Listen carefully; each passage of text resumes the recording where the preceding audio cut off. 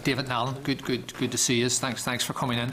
I'm going to move away from the past and into a hypothetical future. If I were the Finance Minister, God forbid, and was asked by Minister Noonan to make 2 appointments to a board which is interested in a systemic and fundamental economic issue to the north of the country, and I told you that, how would you advise I should go about perhaps drawing up a shortlist for making 2 appointments? Or would you suggest I just pick them out of a hat, or don't take any advice from you? Or? I'm not going to get into a hypothetical discussion about what might or might not.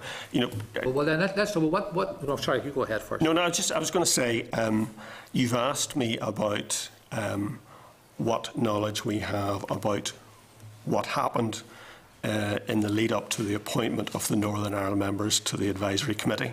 So I've given you some papers. You've seen the papers that exist, and I've tried to explain this to the best of my ability this morning. So, I'm happy to take further questions, but I'm not sure there's much more I can add to what I've already. Let's say, in general, a minister approaches a permanent secretary and says, "I've been asked to put forward 2 names for an important body."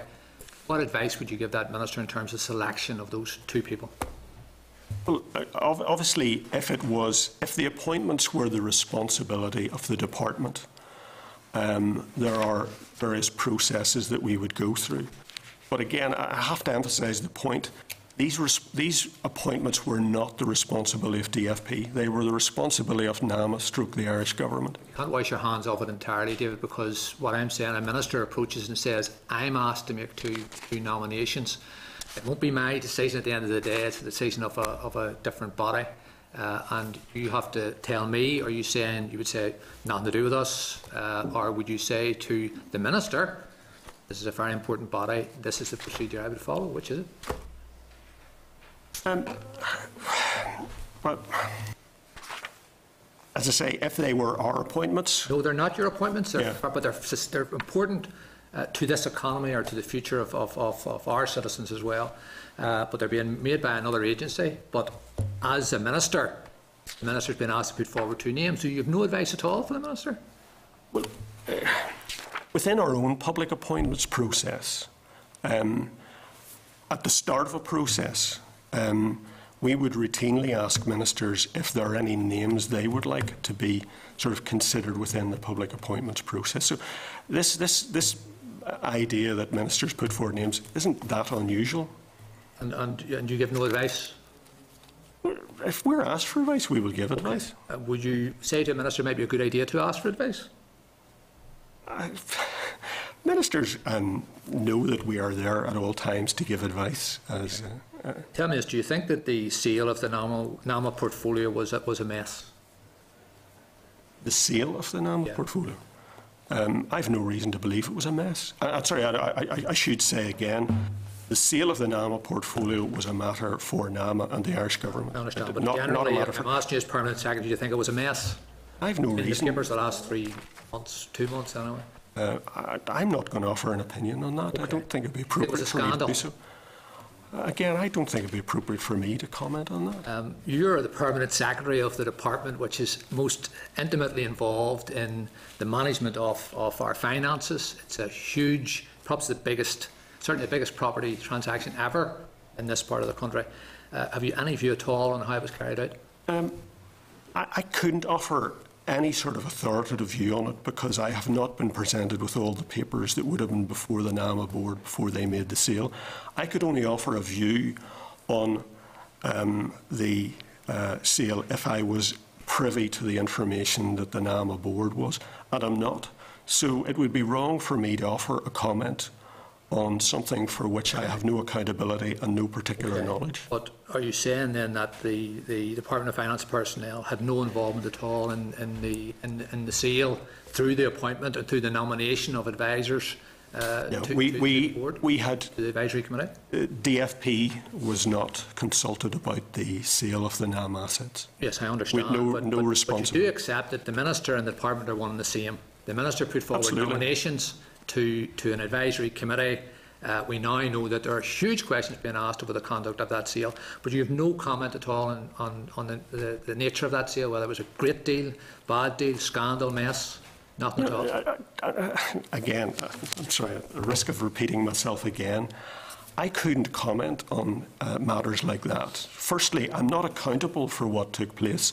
Secondly, I'm not privy to the information that was available to the NAMA board. But I see, what I think is, I mean, and I understand what's happening, Sharon, I want to move on to one other issue, but you're washing your hands of it entirely. No, I'm not. Sorry, no. Let me finish this, Permanent Secretary. In my view, what is happening today is that we are being told that DFP is washing its hands off the entire NAMA sale.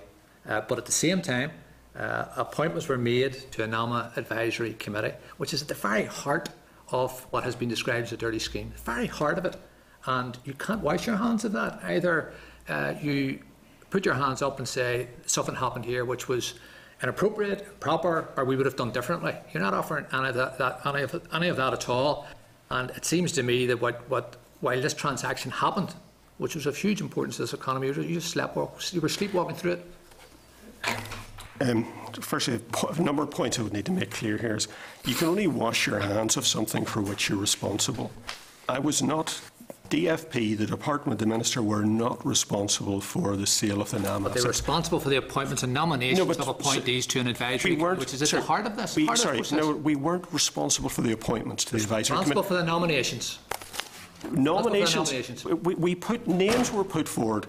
It was the Irish Government stroke NAMA that decided who should sit on that. From a short list of two provided by the government here. The other point is that it was an advisory committee. It wasn't the advisory committee that decided on the sale. Yeah, but you've read the papers. You understand without making any allegations. The role of the advisory committee is at the very heart of what's been described as a dirty scheme, the very heart of it. So that you can't, unfortunately, have it both ways. You can't say nothing to do with us, looking the other way, it's to do with NAMA, it's to do with the Irish government. I don't think you can have it both ways, because this government and this minister and your department is intimately involved in the appointment and the nomination and the appointment, because the appointments were only made on the basis of the nomination.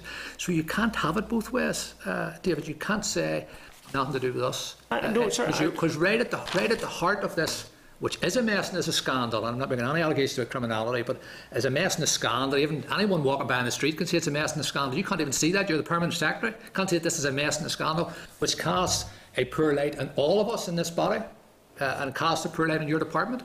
But you can't see that. And for me, it's totally unacceptable that we're badly served, in my view, badly served at many levels in this, but we're badly served if our most senior person in the department sees nothing at all to worry him, to concern him about the sale of the NAMA portfolio.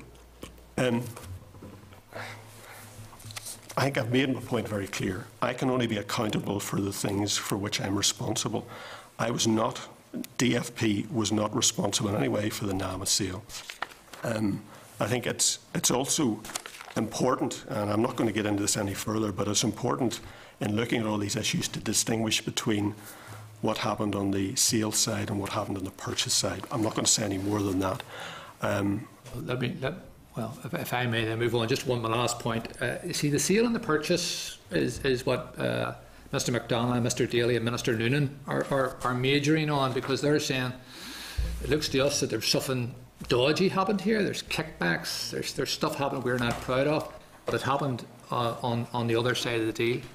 And that, for me, as someone who's concerned about taxpayers and ratepayers and citizens right across this island, isn't good enough. Because if NAMA did not get the correct price for their portfolio in the north of Ireland because of information which was provided improperly to the purchaser, then that is a matter of grave importance, in my view, to NAMA and to us. So one person sold, another one purchased. I think the person who was taken on, the person who lost out, is the ordinary taxpayer on this island and the north as well. If something so key to our economy was sold in an improper way, it involves us as well. So I do believe that when NAMA, who have refused to come and talk to us, which I think is a disgrace, but when NAMA say we're washing our hands of that, because on our side we're confident that we did nothing improper. Maybe they did something stupid because they sold at a price which is probably $1 billion less than we'd be today.